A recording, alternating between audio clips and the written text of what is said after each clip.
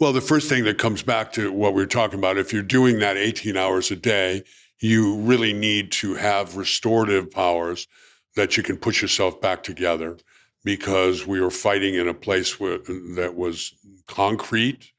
So you're banging against really hard objects. You'll notice I wore a guard's jacket, and that was a conscious decision to have some place to put some pads for elbows. So they kind of made the inference that I had murdered a guard on my way there, so that I had a guard's jacket on, just because you're desperate to have something so you can put some padding. Um, uh, I had a stuntman double there who's passed away. His name was Shane, and he did the fire gag, came out of the fire. I did all the rest of the stuff.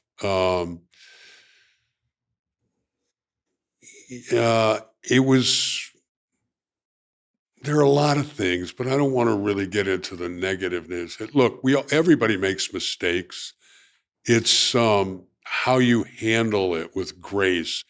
One of the great things about martial arts is that there's a level of respect and a level of comradeship and a level of sportsmanship that should be invested in your work. If you do that kind of thing, like I did with Jean-Claude, for 18 hours a day, for long hours, somebody is going to get bopped. It's just going to happen. It's how the principals respond to that with grace and with humility that is really important in that circumstance. Darren Serafian, the director of that he comes to mind. He's currently attached to one of our projects. He's a great talent.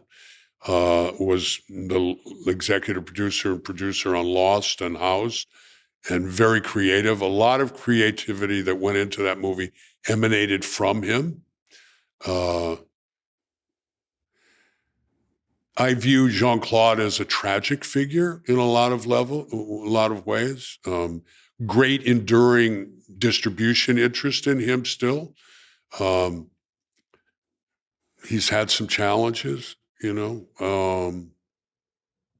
as I get older and older, less I want to talk about those aspects of it. He was a great storyteller and really knew how to stage a fight on Death Warrant. He was like your best friend one minute and your petulant child the next, but a really good spirit, very generous to a fault.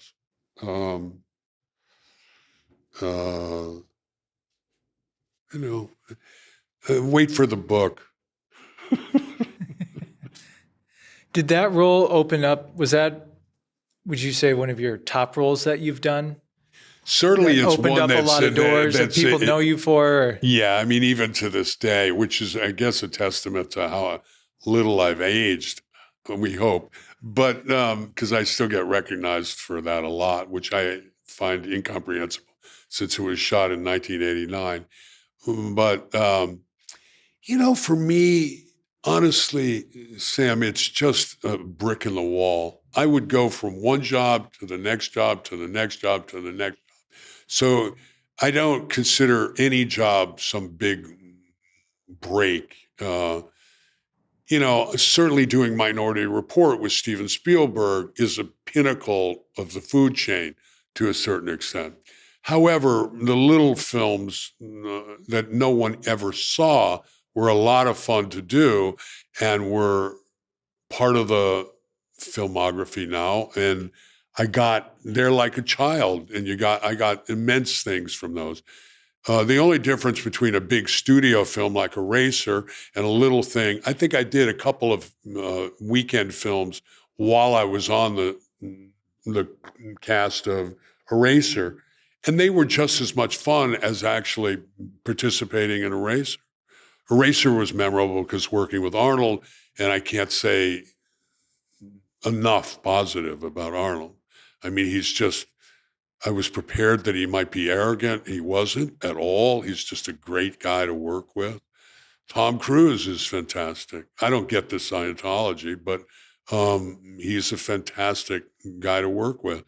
Very dedicated, insightfully and incisively dedicated to delivering the finest product up there on the screen you can possibly do. And so, and look where he's taken do your own stunts. I mean, we did our own stunts on Minority Report, but he's gone through the roof with that.